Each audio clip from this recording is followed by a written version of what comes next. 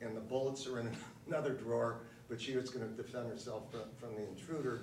But again, I mean, if there's a way, like I say, a lot of the deaths by guns, as I understand it, I mean, a lot of them are like, you know, the husband getting mad at the wife, but sometimes young kids playing with them in more accidental than even serendipitous. But I would think that's to me, that's the biggest, you know, policy disagreement I would have.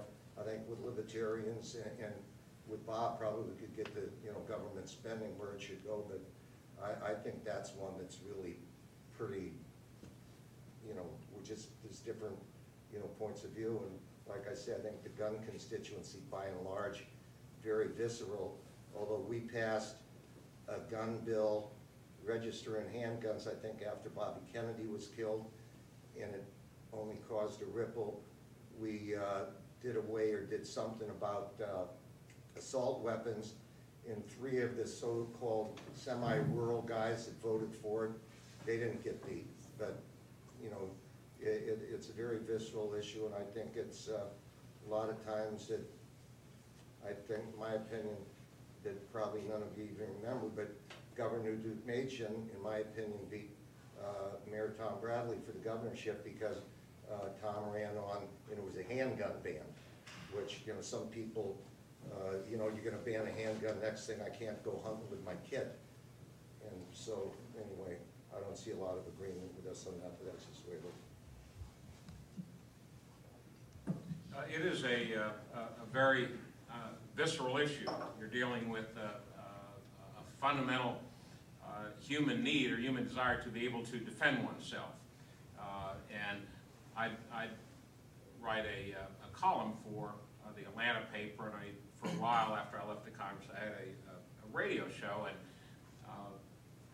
if you write a column about firearms, or if you do a radio show and you focus on firearms, you're pretty much guaranteed to have a tremendous spike in people's response, letters and emails and blogs coming back or calls coming in. Excuse me, it's something that people care deeply about. And there really is, John is right, there's very little room for agreement. People on the gun control side say, oh, we need common sense gun control. The people on the other side say, well, it all then depends on what you mean by common sense. Everybody says what they want to do is common sense. It's like every president always says, oh, I would never, in my wildest dreams, consider violating the Constitution, and then they go out and do it. They just never admit it.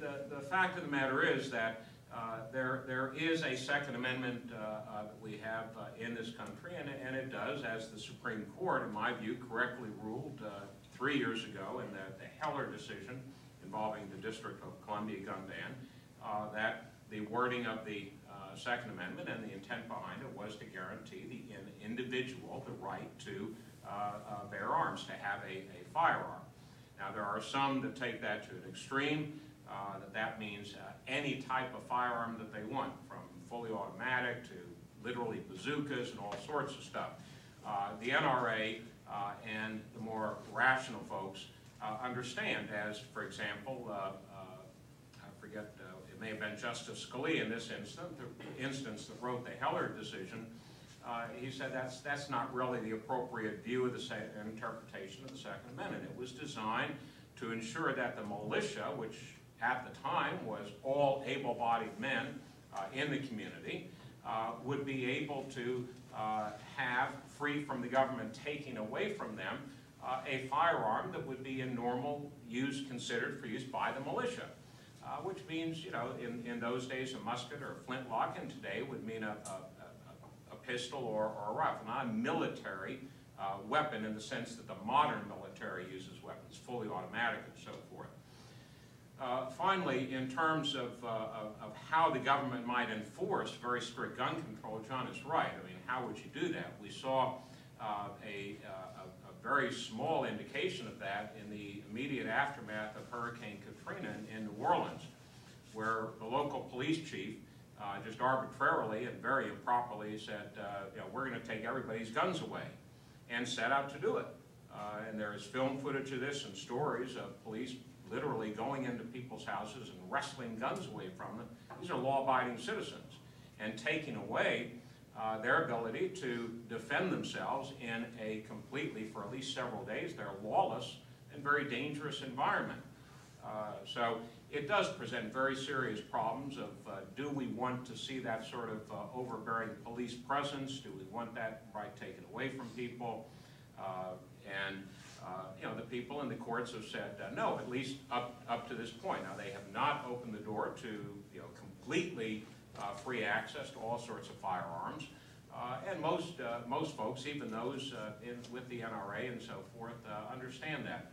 There are some that, you know, that believe there ought not to be any restrictions, but that's, I think, a fairly small... I ought to have a machine gun. Well, I mean, even... Bill Richardson. Who? H.L. Bill Richardson. Oh, yeah.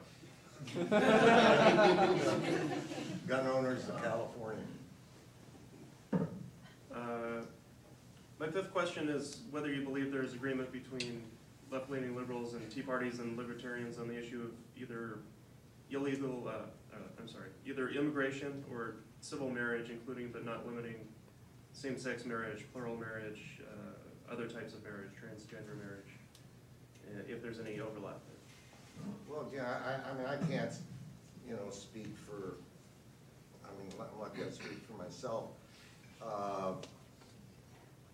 I think that, I mean, same-sex, you know, I don't know, same-sex marriage, I mean, you get into transgender marriage, that's either going to be heterosexual or same-sexual, whichever way they trans into. Except actually, it was somebody, you know, Sonny's daughter, daughter. Sonny Bono? Yeah, we're